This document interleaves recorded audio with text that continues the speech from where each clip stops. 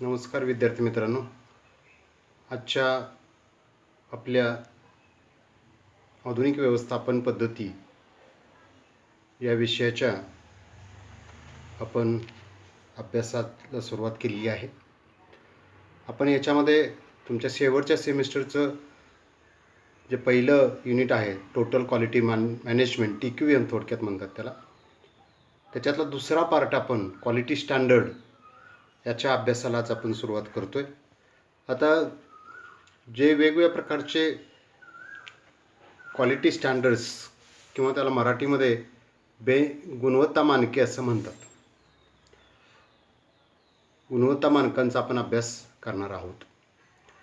आपल्याला सिलेबसला जरी benchmarking, six sigma आणि ISO 9000 ही जरी मानके आपल्याला अभ्यासाला असली तरीसुद्धा आपण इतरही काही क्वालिटी स्टँडर्ड्स आहेत त्याचाही आपल्याला थोडासा अभ्यास या ठिकाणी करायचा आहे.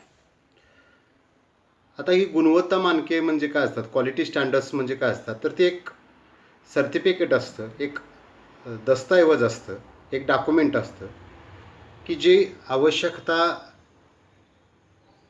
वैशिष्ट्ये, मार्गदर्शक तत्व, वैशिष्ट्य प्रदान करतात. म्हणजे त्या स्टँडर्डच्या आधारे तुम्हाला काही गाईडलाईन्स मिळतात, काही कॅरेक्टरिस्टिक्स मिळतात, काही नीड्स, इसेन्शियल गोष्टी तुम्हाला उपलब्ध होतात. आता सामुग्री असेल, वस्तू असेल, प्रक्रिया असेल, सेवा असेल, आता हे सर्व आपण ज्या वेळेला करत असतो त्यावेळेला ते अतिशय चांगल्या पद्धतीने झालेलं आहे याची खात्री आपल्याला सातत्यानं करून घ्यावी लागते. म्हणजे ज्या कारणासाठी आपण वस्तू किंवा सामुग्री किंवा प्रक्रिया किंवा सेवा निर्माण करतो त्या कारणासाठी ती वापरण्या लायक आहे की नाही, पात्र आहे की नाही, सक्षम आहे की नाही, हे तपासणं आवश्यक असतं. आता मानके जी असतात ना, ती मानके व्यवसायाची दूरदृष्टी, समज, कार्यपद्धती, हितसंबंधितांच्या अपेक्षा पूर्ण करण्यासाठी आवश्यक ठरतात. ही जी स्टँडर्ड्स असतात ती स्टँडर्ड्स आपल्याला व्यवसायाला एक दूरदृष्टी प्राप्त करून देतात. भविष्यात व्यवसायाने काय करायला हवं त्याची एक समज, परसेप्शन ज्याला आपण म्हणतो, ती ठरवून देतात, कार्यपद्धती ठरवून देतात. आणि हितसंबंध म्हणजे ग्राहक, पुरवठादार, विपणन, वितरक, हे सगळे समाज, हे सरकार, हे सगळे जे येतात त्यांच्या अपेक्षा काय आहेत हे आपण त्या स्टँडर्डच्या माध्यमातून पूर्ण करण्यासाठी प्रयत्न करत असतो. आता ही मानके जी असतात ना, ती अचूक वर्णन आणि परिभाषा सादर करतात. म्हणजे ISO 9000 तुम्हाला मिळालं तर तुमचा दर्जा एक इंटरनॅशनल लेवलचा आहे हे त्या ठिकाणी स्पष्ट होतं. तुम्ही सिक्स सिग्मा जर हे तुम्ही अचीव केलं तर तुमचं जे डिफेक्ट आहेत, दोष संख्या जी तुमची आहे किंवा रिजेक्शन लेवल, आपल्याकडे रिजेक्शन हा शब्द आहे, तर ते अतिशय कमी झालेलं आहे. म्हणजे दर 10 लाख संधीमागे, 10 लाख गोष्टीमागे फक्त तुमचे 3.4 दोष आहेत. ती 3.4 म्हणजे 4 आपण समजू, 10 लाखामध्ये 4 म्हणजे शून्य दोष व्यवस्थापन आपण करतो, झिरो डिफेक्ट मॅनेजमेंट आपण करतो, ते इथं स्पष्ट होतं. बेंचमार्किंग जर आपण हे स्टँडर्ड वापरलं तर जगातले जे काही हायेस्ट क्वालिटी आहेत त्या क्वालिटीबरोबर आपली क्वालिटी आहे हे त्या ठिकाणी स्पष्ट होतं. म्हणून मानके ही अचूक वर्णन आणि परिभाषा सादर करतात. म्हणून ते जगभरातील संस्थानिक ग्राहकांना एक उद्दिष्टात्मक व अधिकृत आधार वाढतात. म्हणजे का स्टँडर्डला जगामध्ये मानलं जातं, तर ह्या सर्व गोष्टी आपण आता ज्या लक्षात घेतल्या त्याच्यामधून बेंचमार्किंग म्हटल्यानंतर काय, सिक्स सिग्मा म्हटल्यानंतर काय, ISO 9000 म्हटल्यानंतर काय, कायझेन म्हटल्यानंतर काय, किंवा गेम्मा म्हटल्यानंतर काय, हे सगळे जे मी शब्द वापरतो पुढं आपल्याला सगळ्या यांचा अभ्यास आहे. किंवा जापनीज क्वालिटी मॅनेजमेंट टेक्निक्स जे आहेत ती काय आहेत वगैरे वगैरे, हे सर्व आपण या ठिकाणी लक्षात घ्यायचं. ॲक्च्युली दुसऱ्या महायुद्धानंतर सर्वच देशातील कंपन्यांना आर्थिक आणि औद्योगिक पुनर्बांधणीच्या टप्प्यावर गुणवत्तेची गरज भासू लागली. आता हा थोडासा जो भाग आहे तो तुम्ही प्राधान्याने लक्षात घ्यायला पाहिजे की दुसऱ्या महायुद्धानंतर बऱ्याचशा देश, युरोपियन देश असतील, विशेषतः अमेरिकन असेल, जपान तर आपल्याला माहिती आहे, अमेरिकेने 2 त्यांच्यावरती बॉम्ब टाकले होते आणि संपूर्ण जपान उद्ध्वस्त झालेला होता. किंवा भारताला सुद्धा, ब्रिटन त्याच्यामध्ये असलं, आपण पारतंत्र्यामध्ये होतो त्यावेळेला, ब्रिटन असल्यामुळं भारताला सुद्धा त्याची झळ पोचलेली होती. म्हणजे दुसऱ्या महायुद्धानंतर कंपन्या, ज्या सर्वच देशातील कंपन्या आहेत, ह्या थोड्याशा प्रॉब्लेमॅटिक झालेल्या होत्या. आता जसं लॉकडाऊनमुळे सगळं बंद पडलं, त्यावेळेला त्या दुसऱ्या मैदानामुळं ते सगळं थोडंसं बंद पडलेलं होतं.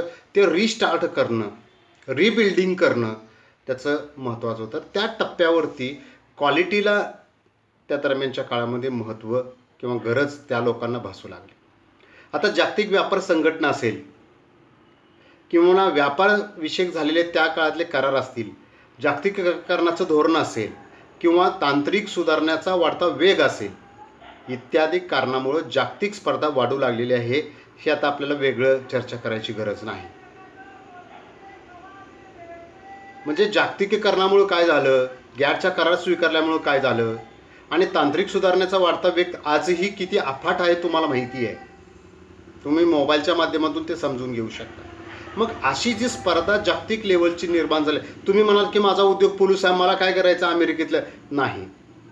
तुम्ही जरी अमेरिकेत जाऊन विकणार नसला तर अमेरिकेतला येऊन तुमच्याकडे तो विकू शकतो, पण त्याला तशी आता जागतिक लेवलला, देश लेवलला परवानगी आहे.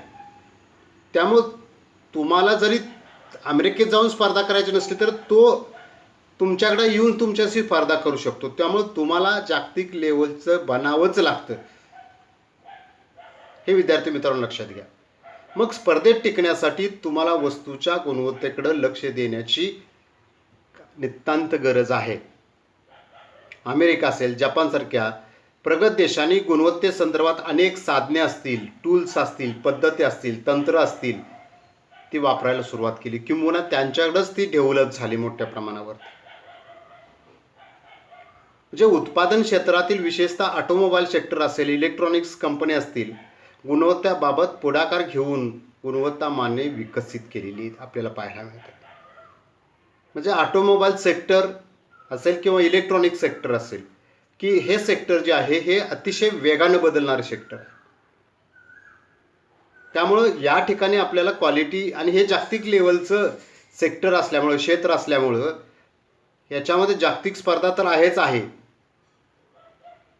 तेव्हा फोर्ड कंपनीची 4 व्हीलर गाडी तुम्हाला पलूसमध्ये उपलब्ध होऊ शकते.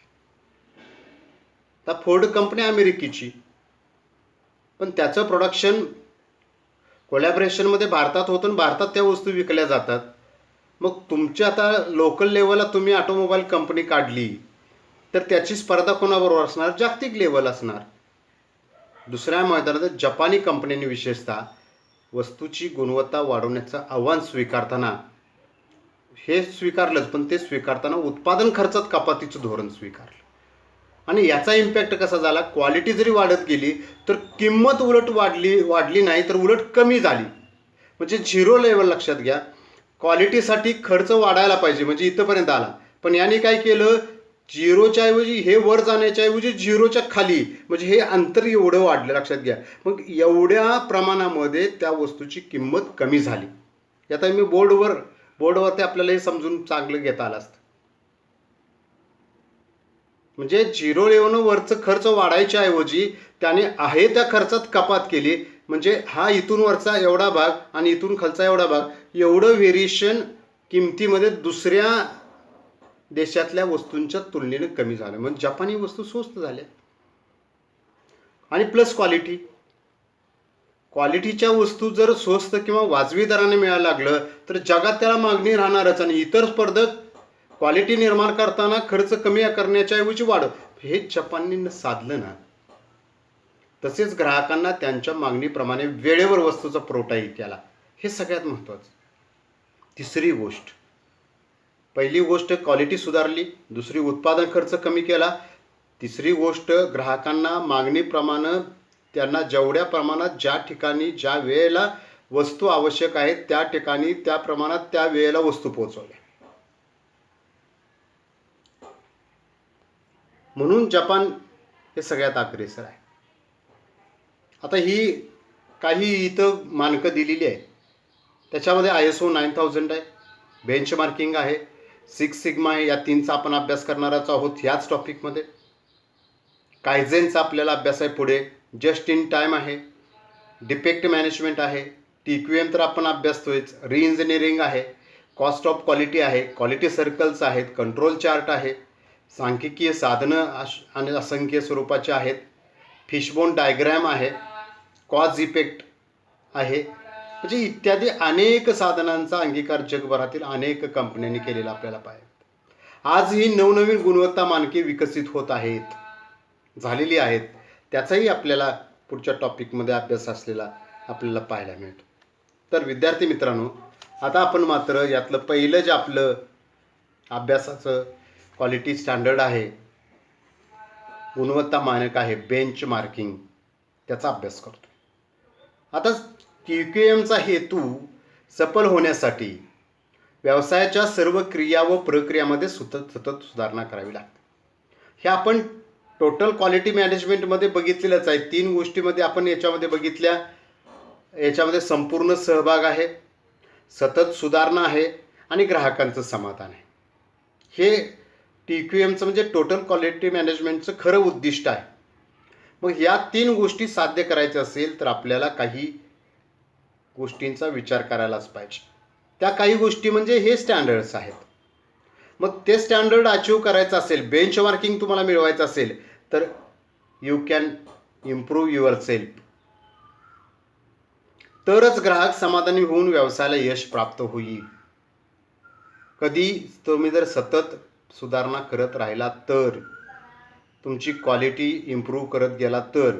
आता सतत सुधारण्यासाठी गुणवत्तेचे काही निकष, विशेषतः आधुनिक निकषांचा अवलंब करावा लागतो.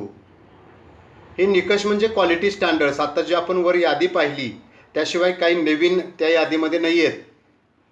त्यापैकी तुम्ही एखादं स्टँडर्ड अचीव करताय का आणि ते ग्राहकांच्या पुढे हायलाईट करताय का.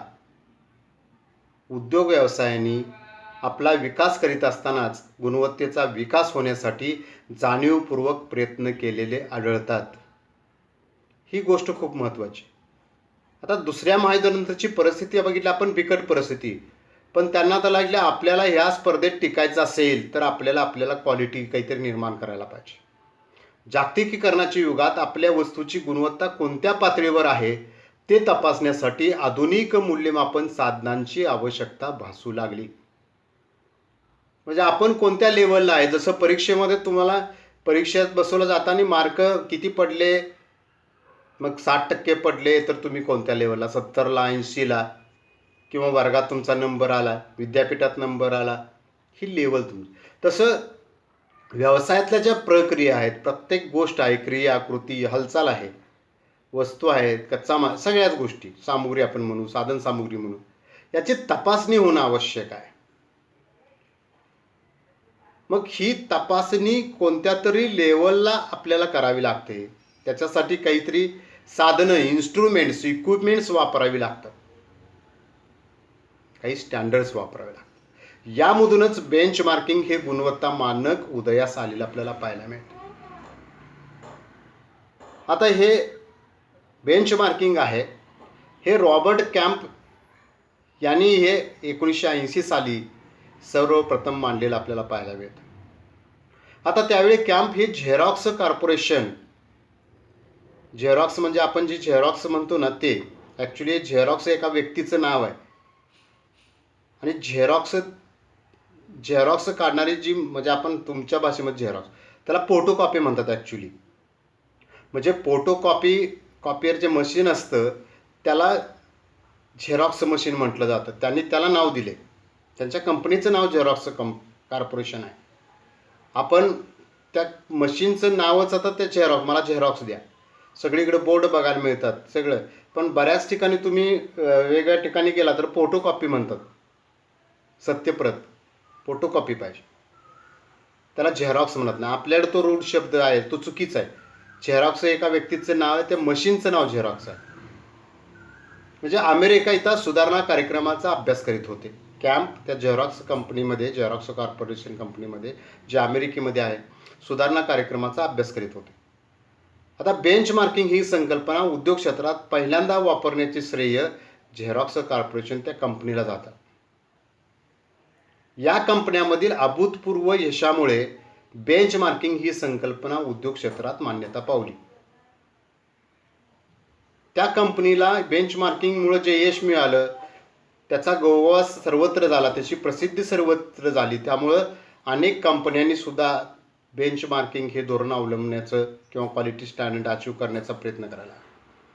त्यानंतर फॉर्च्यून 500 मधील कंपन्यांनी या संकल्पनेचा वापराला सुरुवात केली. ज्या मोठमोठ्या कंपन्या आहेत, फॉर्च्यून 500 मध्ये यादीमधल्या ज्या कंपन्या आहेत, त्यांनी सुद्धा या बेंचमार्किंग या संकल्पनेच्या वापराला सुरुवात केली. बेंचमार्किंग या संकल्पनेचा विकास आणि अंमलबजावणीची करण्याचे श्रेय अर्थात रॉबर्ट कॅम्प यांनाच दिले जाते. कारण सुरुवातीपासून ती डेव्हलप होईपर्यंत रॉबर्ट कॅम्पनीच त्याच्यावरती चांगल्या पद्धतीने काम केलेलं आपल्याला पाहायला मिळतं. आता पहिले जे बेंचमार्किंग आहे ते 1982ला स्पर्धात्मक बेंचमार्किंग म्हणून प्रसिद्ध झालं. पण 1986ला जे प्रक्रिया बेंचमार्किंग आहे हे जास्त आपल्याला मोठ्या प्रमाणावरती प्रसिद्ध असलेलं पाहायला मिळतं. 1988 पासून व्यूहरचनात्मक बेंचमार्किंग, स्ट्रॅटेजिक बेंचमार्किंग ही संकल्पना असते. 1993 पासून जागतिक बेंचमार्किंग हे वापरलं जाऊ लागलं. 1990 ब्रिटिश सरकारनं या संकल्पनेचा वापर बांधकाम क्षेत्रामध्ये केला. आता हे जे क्वालिटी स्टँडर्ड्स आहेत, हे जरी एखाद्या क्षेत्रामध्ये डेव्हलप झाले असतील तरी सुद्धा ते सर्व क्षेत्रामध्ये वापरले गेलेले आहेत. ही खरी म्हणजे खूप मोठी यशाची या ठिकाणी कसोटी आहे असं आपण म्हणू. अलीकडच्या काळात सर्व क्षेत्रात, आता मीच म्हटलं, जगभर अगदी ग्रामीण भागातील लहान मोठ्या कंपन्या सुद्धा हे संकल्पना वापरताना, आपल्या पलूच्या MIDC मध्ये गेला आणि बेंचमार्किंग शब्द वापरला तर त्या कदाचित तो अभ्यासू जर उद्योजक असेल, म्हणजे मी 5-7 लोकांचे नावं असं सांगेन की त्यांना बेंचमार्किंग माहिती आहे, भले ते कॉमर्स शिकणार नसतील तरी सुद्धा त्यांना बेंचमार्किंग ही संकल्पना आहे. क्वालिटी सर्कल ही संकल्पना माहिती आहे, कायझेन ही संकल्पना माहिती आहे, ISO तर जगाला माहिती आहे, 6 सिग्मा माहिती आहे. किर्लोस्कर कंपनीमध्ये 10 वर्षापूर्वी 6 सिग्माचा वापर केला जात होता. आता बेंचमार्किंग ही संकल्पना काय आहे हे थोडंसं आपण लक्षात घेऊया. बेंचमार्किंग ही कंपनीची वस्तू व सेवा या उद्योग क्षेत्रातील सर्वोत्कृष्ट मानल्या जाणाऱ्या दुसऱ्या व्यवसायाच्या विरुद्ध प्रक्रियेची कार्यक्षमता मोजणीची प्रक्रिया. आता ह्या वाक्यावरून हे सगळं क्लिअर होतंय, पण यातल्या काही गोष्टी डिटेलमध्ये आपण लक्षात घेणं आवश्यक आहे. आता कंपनी आणि उद्योग क्षेत्र म्हणजे काय? कंपनी म्हणजे तुमची एक कंपनी झाली हो, पण अशा अनेक कंपन्या,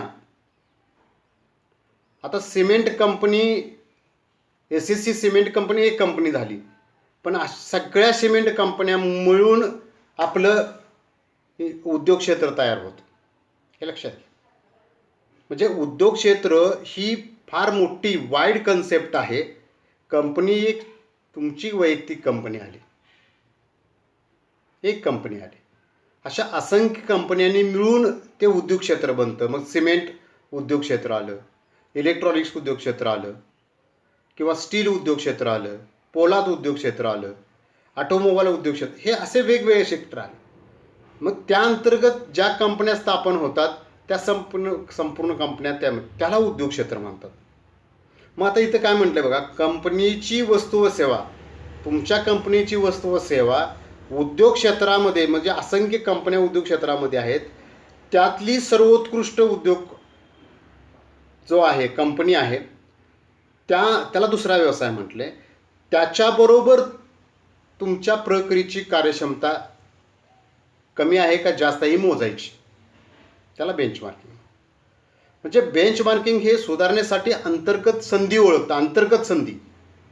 बेंचमार्किंग हे बाहेरचं काही नाही आहे. जसं ISO बाहेरून तुम्हाला कंपनी देते ते तपासून येऊन, पण बेंचमार्किंग ही कन्सेप्ट तुमच्या अंतर्गत आहे, व्यवसायामध्ये चालणारी अंतर्गत संधी. तुम्हाला काय आणखी डेव्हलप करता येतं ते शोधून देणारी, बाहेरून याच्यामध्ये काही नाही. उत्कृष्ट क्षमतेच्या कंपन्यांचा अभ्यास करून अशा उत्कृष्ट कामगिरीला काय शक्य आहे ते घडवून आणणे. म्हणजे एखाद्या कंपनीमध्ये फार काही चांगलं केलं जातं, तसं आपल्याकडं ते घडवता येईल का, करता येईल का ते पाहणं, आणि त्यांच्याकडे ते उत्कृष्ट असायला पाहिजे. आणि नंतर त्या प्रक्रियेची तुलना आपल्या व्यवसायाद्वारे कशी चालवली जाते ते पाहणं. म्हणजे त्या कंपनीची क्वालिटी, आपल्या कंपनीची क्वालिटी, त्या कंपनीची प्रक्रिया, आपल्या कंपनीची प्रक्रिया ही तपासली. आता हे समान उद्योगामध्ये असणाऱ्या आपण त्या बदलांची अंमलबजावणी करू शकतो का हे पाहायचं. म्हणजे त्या कंपनीमध्ये जे आहेत ते आपल्याकडे इम्प्लिमेंट करू शकतो का, ज्यामध्ये महत्त्वपूर्ण सुधारणा होतील. आता बेंचमार्किंगमध्ये मोजता येणारा परिणाम म्हणजे काय, तर क्वालिटी आहे, प्रक्रियेचा वेळ असेल, किंवा वेळ हा फॅक्टर कॉमन आहे, त्याची किंमत असेल इत्यादी संबंधित आहे. हे साधी गोष्ट आहे बघा, स्पर्धकाच्या वस्तूची किंमत आणि आपल्या वस्तूची किंमत याची तुलना आपण ग्राहक पण करतो, पण त्या वस्तू तयार करण्यासाठी ती कंपनी उत्पादन खर्च किती करते आणि आपली म्हणजे कंपनी उत्पादन खर्च किती करते एका प्रोडक्टसाठी, याची तुलना होऊ शकते ना. आणि मग त्यांची क्वालिटी आपली क्वालिटी, त्यांची किंमत आपली किंमत, त्यांचा खर्च आपला खर्च, त्यांना प्रक्रियेसाठी लागणारा वेळ, आपल्याला प्रक्रियेसाठी लागणारा वेळ, अशा अनेक गोष्टींची आपण तुलना करू शकतो. आता बेंचमार्किंग ही संकल्पना आपण म्हटले. बेंचमार्किंग ही एक अशी पद्धती आहे की ज्यामध्ये व्यवसाय आपल्या प्रगतीची तुलना सर्वोत्कृष्ट उद्योगाच्या प्रगतीशी करतो. इथं तुम्हाला आणि स्पष्ट होतंय, क्लिअर होतंय व्हॉट इज बेंचमार्किंग. बेंचमार्किंगद्वारे उत्कृष्ट पद्धतीचा शोध घेऊन व्यवसायाची प्रगती साधण्यासाठी त्याचा उपयोग करणे. बेंचमार्किंग करायचं म्हणजे काय करायचं, तर आपण जे काय काम करतोय त्याच्यातलं उत्कृष्ट कोण करतं त्याचा शोध लावायचा आणि त्याप्रमाणे आपल्या व्यवसायामध्ये प्रगती साधण्यासाठी त्याचा उपयोग करायचा. उत्कृष्ट व्यवसायाच्या तुलनेत आपल्या व्यवसायाची शक्तिस्थानं, बलस्थानं, दुर्बल स्थानं कोणती आहेत ते समजून घेण्यासाठी बेंचमार्किंग उपयोग पडतं. स्ट्रेंथ आहे ती आणि वाढवणं, दुर्बल स्थानं आहे ती रिमूव्ह करणं, कमी करणं. जगातील यशस्वी उद्योगातील उत्तम पद्धतीचा आपल्या व्यवसायात अवलंब करून प्रगती साधता येते. मला वाटतं या स्लाइडवरून तुम्हाला बेंचमार्किंग काय हे चांगल्या पद्धतीने लक्षात आलं असेल. आता बेंचमार्किंगचा मुख्य हेतू वस्तू व तिच्या प्रक्रियेतील कंपनीच्या विविध रचनेतील विविध घटकांची गुणवत्ता वाढवण्यासाठी, उंचावण्यासाठी, त्याच प्रकारच्या कंपनीतील सर्वोत्कृष्ट व्यावहारिक पद्धती नजरेसमोर ठेवून त्याची तुलना आपल्या कंपनीच्या व्यवहार पद्धतीशी करणे हा असतो. वाक्य जरी मोठं असेल तर अर्थ खूप सोपा आहे. आपली वस्तू आणि सेवा किंवा आपली वस्तू आणि तिची प्रक्रिया आणि सर्वोत्कृष्ट आपल्यासारख्याच प्रोडक्शन करणाऱ्या, वस्तू असणाऱ्या, तयार करणाऱ्या त्या सर्वोत्कृष्ट कंपनीच्या गुणवत्तेशी तुलना, त्याच्या प्रक्रियेशी तुलना, आणि ती तुलना करून त्यांचं जे काही चांगलं आहे ते नजरेसमोर ठेवून आपल्याकडं आपली पद्धती, व्यवहार पद्धती सुधारणं. बेंचमार्किंगमध्ये व्यवसाय आपले स्वतःचे स्थान दर्जात्मक पातळीवर निश्चित करीत असतो. म्हणजे हाय क्वालिटीवरती आपण तिथं जाऊन सेटल व्हायचं, ते स्थान काबीज करायचं हे बघत असतो. आता बेंचमार्किंग ही शास्त्रशुद्ध प्रक्रिया दर्जेदार व परिणामकारक कार्यकारी पद्धतीची, म्हणजे कार्यपद्धतीची, कल्पनांची निर्मिती मानली जाते. म्हणजे शास्त्रशुद्ध प्रक्रिया आहे बेंचमार्किंग, दर्जेदार आहे आणि इफेक्टिव्ह आहे, परिणामकारक आहे. हे आपण लक्षात घ्यायला पाहिजे. आणि कार्यकारी म्हणजे ते करू शकतो आपण. बऱ्याच वेळेला आपण काय ठरवतो, परीक्षेसुद्धा जवळ आली की मग आपण काढतो की मला मार्केटिंगला एवढं, मॅनेजमेंटला एवढं, ह्याला मार्क तेवढे, याला मार्क, एक आपण काढतो 75% मार्क होतात की मला या परीक्षेत 75% मिळाले. पण अजून परीक्षा व्हायच्या, पेपर कसे गेले माहीत नाही, काय नाही, पण मला 75% मिळाले. टार्गेट चांगलं आहे, स्वप्न चांगलं आहे, पण 75% मार्क मिळवण्यासाठी तुम्ही काय केलं? अभ्यासाचं नियोजन केलं, अभ्यासाचं मटेरियल कसं केलं, किंवा परीक्षातले पेपर किंवा क्वेश्चन सोडवण्यासाठी तुम्ही काय तयारी केली. याच्यामध्ये अभ्यास खूप महत्त्वाचा आहे, पण त्याचबरोबरीनं पेपर कसे सोडवणार आहेत. म्हणजे चांगल्या पद्धतीनं तुम्हाला परफेक्ट, बऱ्याच वेळेला काय होतं, क्वेश्चनच आपल्याला कळत नाही आणि आपण अभ्यासलं असतं ते उत्तर आपण देऊन टाकतो आणि त्याला वाटतं की 10 पैकी मला 9 पाडणार. अरे पण प्रश्न काय विचारला आणि तू उत्तर काय लिहिलेस ते त्याला सुसंगत आहे का? तर तुला 9 मार्क कशी 10 पैकी मिळणार? 6 नाही तर मग 5च पडणार असंगत असेल तर. हे आपण लक्षात घेणं आवश्यक. बेंच मार्किंगमध्ये सर्वांना मान्य होतील आणि ज्याची पूर्तता होऊ शकेल असेच परिमाण किंवा मापदंडाची निश्चिती केली पाहिजे. हे खूप महत्त्वाचं आहे. सगळ्यांना मान्य होईल आणि त्याची पूर्तता होऊ शकेल असंच तुम्ही मापदंड ठरवा आणि त्याची यशस्वी अंमलबजावणी करा. आता आपण याच्या ठिकाणी त्याच्या अर्थ आणि व्याख्या बघूया. बेंच मार्किंग ही एक प्रक्रिया असून त्यामध्ये स्वतःच्या व्यवसायाच्या प्रक्रियेची तुलना व मोजमाप हा एक भाग झाला. जगातील आदर्श उद्योगाशी करणे होत. जगातला आदर्श उद्योग आहे त्याच्याबरोबर तुमची वस्तूची प्रक्रिया आहे, वस्तू तयार करण्याची प्रक्रिया आहे, त्याची तुलना करा, मोजमाप करा.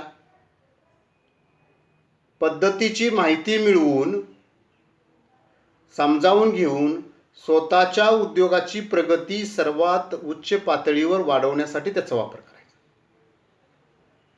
आदर्श उद्योगातील माहिती मिळवायची आहे, ते काय करतात, कसं करतात ते समजावून घ्यायचं आहे आणि ते आपल्या व्यवसायामध्ये इम्प्लिमेंट करता येतं आहे का, आणि येत असेल तर ते वापरून आपल्याला ती हाय क्वालिटीची लेवल गाठायची आहे. त्याला बेंच मार्किंग म्हणतात. बेंच मार्किंग म्हणजे सर्वोत्कृष्ट पद्धती, नाविन्यपूर्ण संकल्पना, सर्वोत्कृष्ट पद्धती आहे, नाविन्यपूर्ण संकल्पना आहे आणि अतिशय परिणामकारक कार्यपद्धती शोधण्याची पद्धतशीर प्रक्रिया आहे. सिस्टमॅटिक आहे, सायंटिफिक आहे, हे लक्षात घ्या, की जी व्यवसायाला उच्च प्रगती साधण्यासाठी मार्गदर्शक ठरते. वरच्याही व्याख्येपेक्षा खालची व्याख्या सुद्धा अतिशय स्पष्ट आहे, क्लिअर आहे. या दोन व्याख्येच्या माध्यमातून आपल्याला व्हॉट इज बेंच मार्किंग हे आपल्याला समजलं असेल. आता या ठिकाणी आपण थांबूया. तुम्ही आजचं लेक्चर माझं शांतपणे ऐकून घेतलं त्याबद्दल मी तुमचे खूप खूप धन्यवाद व्यक्त करतो. खरं म्हणजे हे जे वेगवेगळ्या प्रकारचे क्वालिटीचे स्टँडर्ड्स असतात, त्याच्यामध्ये बेंच मार्किंग असेल, सिक्स सिग्मा असेल, कायझेन असेल, जस्ट इन टाईम, अमेरिकेमधलं हे खूप आहे. जस्ट इन टाईम मीन्स अगदी वेळेत. म्हणजे याचा अर्थ असा नाही की तुम्ही before time, not before time, not after time, perfect time. This is called just in time, अगदी वेळेत. म्हणजे तुम्ही हे पाहिलं असेल आत्तापर्यंत 7 मिरॅकल्स इन जपान.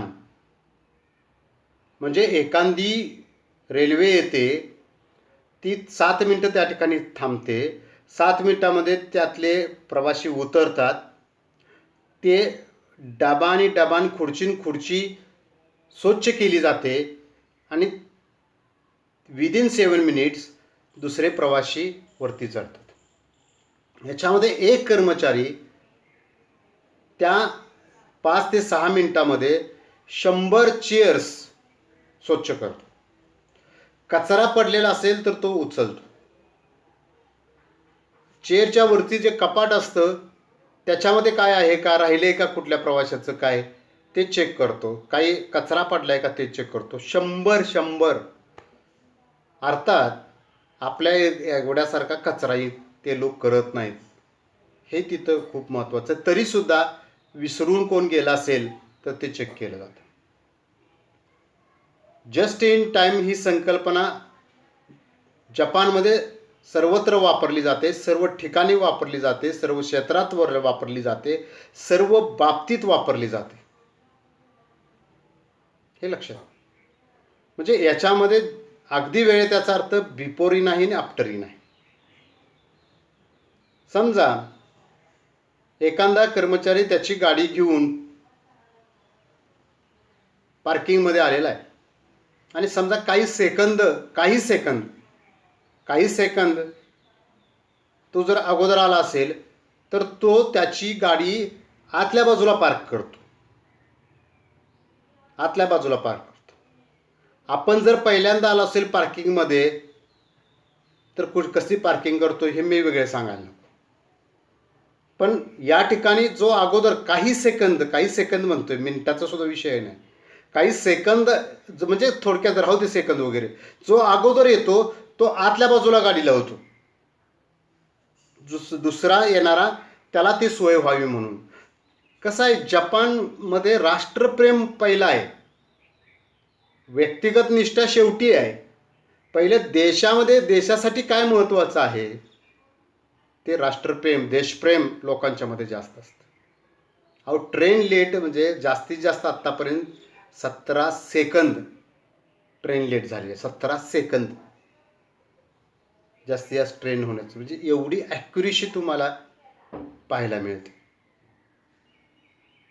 विद्यार्थी मित्रांनो, बेंच मार्किंग सारखी कन्सेप्ट असेल किंवा सिक्स सिग्मा सारखी असेल, हे आपण डिटेलमध्ये पाहणारच आहोत. तुम्ही हे माझं लेक्चर शांतपणे ऐकून घेतलं त्याबद्दल खूप खूप धन्यवाद.